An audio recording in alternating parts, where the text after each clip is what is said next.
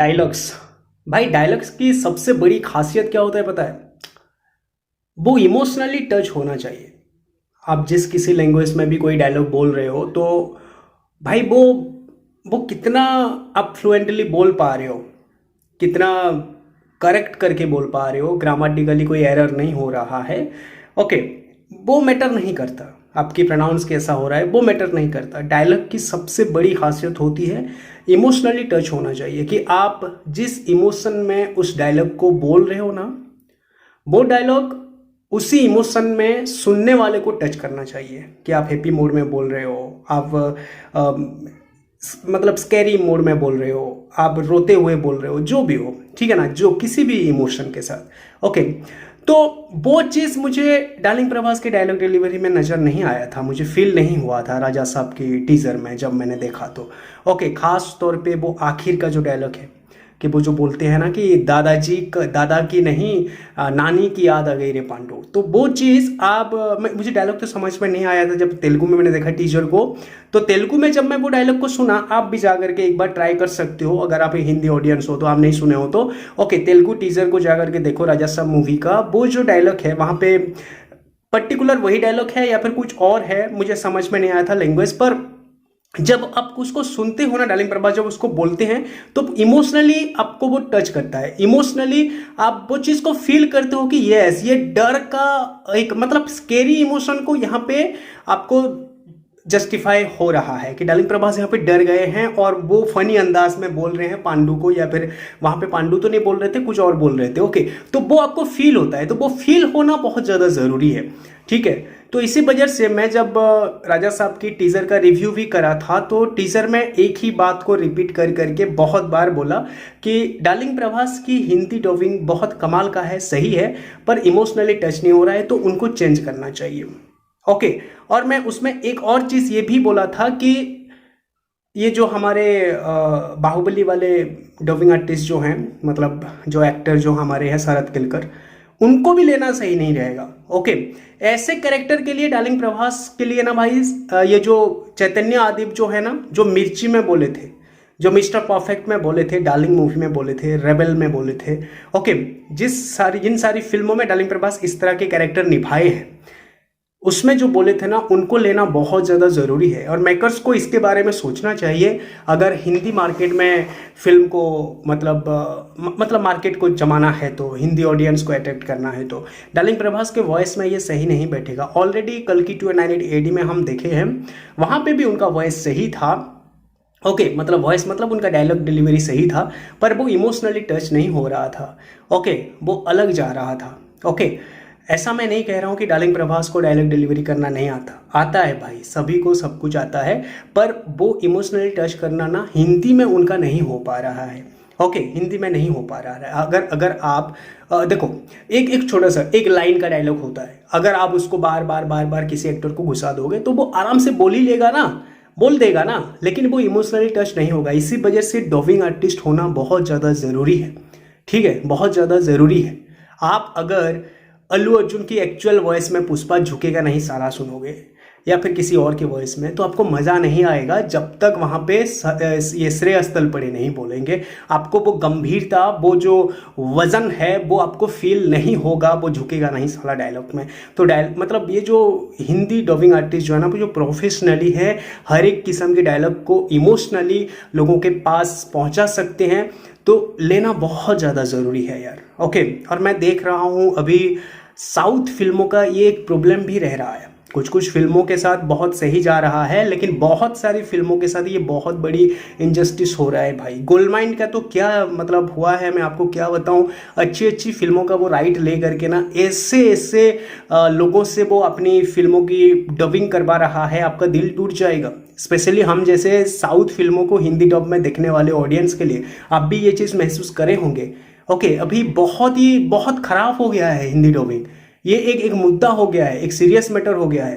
कई सारे एक्टर आ रहे हैं और हम बोलेंगे, अरे कौन मना कर रहा है यार, बोलो तुम लोग, ठीक है, लेकिन जूनियर एनटीआर जिस तरह का काम कर रहे हैं, वो काम तो तुम लोग कर नहीं पा रहे हो ना। तुम्हारे मतलब जूनियर एनटीआर किसी भी मतलब हिंदी में भी जब बोलते हैं तो वो इमोशन फील हो जाता है, आप इमोशनली टच करोगे उसको, चाहे वो कॉमेडी हो, इमोशन हो, गुस्सा हो, जो भी हो, जूनियर इंटर का हो जाता है भाई, प्रॉपर तरीके से होता है, ठीक है। बाकी एक्टर का साउथ वाइब्स आ जाता है। हिट 3 मूवी वहां पे कैरेक्टर वो डिमांड करता था, इसी वजह से वो बहुत सही गया था, ठीक है। वहां पे जब नानी बोले थे, अगर उसी वॉइस में नानी की दूसरी फिल्म देखो, जो सारी फिल्में हम देख चुके हैं ऑलरेडी, वो सारी फिल्मों में वो वॉइस और वही एसेंट मैच करेगा? नहीं करेगा, आपको मजा नहीं आएगा। वहां पे अगर नानी को वॉइस अगर देते हैं वो जो केजीएफ वाले, जो क्या नाम है उनका, वो सचिन गोले या फिर क्या नाम है जो उनका, वो देते वॉइस तो बहुत अच्छा रहता है। ओके, तो डबिंग आर्टिस्ट लेना बहुत ज़्यादा ज़रूरी है। आप लोग क्यों डबिंग आर्टिस्ट लोगों को अवॉइड कर रहे हो, अंडर एस्टिमेट कर रहे हो, ये मेरे समझ में नहीं आ रहा। आप लोगों की मतलब साउथ फिल्मों का जो दबदबा अभी हर जगह पे फैलने लगी है पैन इंडिया लेवल पे, किनके लिए भाई हैं? डबिंग आर्टिस्ट लोगों के लिए है कि नहीं? मैं यहां पे जरूर कहूंगा, कोई भी सीन हो, कोई भी फिल्म हो, जितना हार्ड हिटिंग फिल्म हो, जितना जो भी हो भाई, डबिंग बहुत ज्यादा इंपॉर्टेंट मैटर करता है, बहुत मैटर करता है। तो डबिंग आर्टिस्ट लोगों को अंडर एस्टिमेट करना बहुत गलत बात है। मैंने कई सारे ऐसे ऐसे फिल्में भी देखे हैं जिसको ओरिजिनल लैंग्वेज में देखोगे, ओरिजिनल लैंग्वेज में वो फिल्म को लोग एक्सेप्ट भी नहीं करे हैं, मज़ा भी नहीं आया है, बेकार गया है। लेकिन जब डब होकर के आता है ना हिंदी में, वो सारी फिल्में सक्सेस हुए हैं। मैं कई सारी फिल्मों का एग्जांपल दे सकता हूं आप लोगों को। अभी एक फिल्म रिलीज हुआ था 2024 में, I think the family man करके एक फिल्म रिलीज हुआ था विजय देवरकोंडा का। ओरिजिनली फिल्म जब तेलुगु लैंग्वेज में रिलीज हुआ था, फिल्म पिट गया था, लेकिन हिंदी में फिल्म को सराहना मिला था। किसके लिए? संकेत महात्रे के लिए। क्या वॉइस था, क्या मजेदार लगा था, एक एक सीन एलिवेट किया था विजय देवरकोंडा का। एक और फिल्म है महेश बाबू की, बड़ी कमाल की फिल्म है, तेलुगु में वो फिल्म नहीं चली थी, उनका जो सुकुमार के साथ एक फिल्म था वन निकोडाइन, जो हिंदी में एक का दम है, लेकिन हिंदी में वो फिल्म भाई मास्टरपीस है, लोग बहुत ज़्यादा एंजॉय करते हैं। किसके लिए भाई? संकेत महात्रे के लिए। जो डायलॉग डिलीवरी जो होता है, डबिंग इस हिसाब से होता है, तो डबिंग बहुत ज़्यादा मैटर करता है। कई सारी फिल्में पहले होता था भाई, बहुत बारीकी से डब किया जाता था पहले। अभी जो है ये साउथ के मेकर्स लोगों को थोड़ा खुजली होने लगा है कि हम लोग डब करेंगे, करो फिर, मजाक किरकिरा कर रहे हैं भाई। तो मैं इसी वजह से स्पेशली राजा साहब की हम बात कर रहे हैं, तो चैतन्य आदिप जी को लेना वन एंड ओनली ऑप्शन मैं कहता हूँ, वन एंड ओनली ऑप्शन। मैं शरद केलकर जी को भी, मैं अपनी खुद की बात कर रहा हूँ यहाँ पे, तुम लोग ना बोल जाना कि तू कौन होता है बोलने वाले। मैं ऑडियंस हूँ भाई, मैं अपनी मन की बात बोल सकता हूँ, आप लोग भी बोलो आपको क्या चाहिए। ओके, तो मेरे हिसाब से, मेरे मन मुताबिक, okay, Chaitanya Adip one and only option है राजा साहब मूवी में डब करने के लिए। ये जो कैरेक्टर, जॉली कैरेक्टर जो दिखाए जा रहे हैं ना डार्लिंग प्रभास का, इस कैरेक्टर के लिए ना भाई चैतन्य आदिप ही बेस्ट है। शरद केलकर जी को भी हम उतना एंजॉय नहीं कर पाएंगे क्योंकि उनका voice larger than life character है, गुमसुम गंभीर कैरेक्टर के लिए वो सही रहेगा। ओके, वो जब आप बोलेंगे ना देवसेना, तो वो एक मजा आएगा। लेकिन चैतन्य आदिप जिस हिसाब से जॉली कैरेक्टर में डार्लिंग प्रभास को बोलते हैं ना भाई, मिर्ची देखो ना यार आप लोग, ये देखो ना, रेबल की फर्स्ट हाफ देखो ना, हैं आप मिस्टर परफेक्ट देखो ना, डार्लिंग देखो ना यार, डार्लिंग मूवी में बिल्कुल ऐसा वाला कैरेक्टर है। चैतन्य आदिप बोले हैं, क्या मजा आता है। ओके, तो राजा साहब टीम, आप बहुत ज़्यादा अवेयर हो, अपनी फिल्म के लिए बहुत कमाल का प्रमोशन कर रहे हो और बहुत ही सीरियस हो। मैं आप लोगों को हाथ जोड़ करके रिक्वेस्ट करता हूँ, डार्लिंग प्रभास के डबिंग के लिए ना आप चैतन्य आदिप जी को लो, देख लेना। हिंदी मार्केट में आपकी फिल्म ना इतना कमाल का रेस्पॉन्स करेगा, इतना ज़बरदस्त लगेगा, तो क्या लगेगा, ठीक है। आप देखो आपका मोटिव क्या है, मतलब डायरेक्टर मारुति साहब आपका मोटिव क्या है? डार्लिंग प्रभास को दिखाना है, वो बिफोर बाहुबली वाला डार्लिंग प्रभास को दिखाना है, करेक्ट? बिफोर बाहुबली वाला डार्लिंग प्रभास को आपको दिखाना है, ये आपका मोटिव है, करेक्ट? तो बिफोर बाहुबली वाला डार्लिंग प्रभास को कौन डब करते थे, वो भी तो मैटर करना वो भी ध्यान रखना पड़ेगा कि नहीं।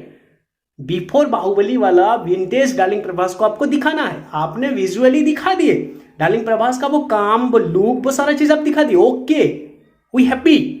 लेकिन बिफोर बाहुबली डार्लिंग प्रभास को कौन डब करता था हिंदी में, जो हिंदी ऑडियंस उनको एंजॉय करते थे, मिर्ची रेबल, मिस्टर परफेक्ट, डार्लिंग फिल्मों में, उस डबिंग आर्टिस्ट को लेना जरूरी है कि नहीं। तो चैतन्य आदिप जो है भाई, only one and only option लेना चाहिए। तो जितने भी डार्लिंग प्रभास के फैंस लोग हो, तेलुगु ऑडियंस का तो मुझे पता नहीं, वो लोग नॉर्थ बेल्ट में सक्सेस होना चाहते हैं तो वो लोग भी टैग कर सकते हैं, लेकिन जितने भी नॉर्थ बेल्ट में डार्लिंग प्रभास के फैंस लोग हो, जरूर इस बात के ऊपर थोड़ा गौर दीजिए, ट्वीट वगैरह करिए, मेकर्स के पास इस बात को पहुंचाइए कि वन एंड ओनली ऑप्शन चैतन्य आदित्य जी को डार्लिंग प्रभास की वॉइस के लिए राजा साहब मूवी में लेना बहुत ज़्यादा ज़रूरी है।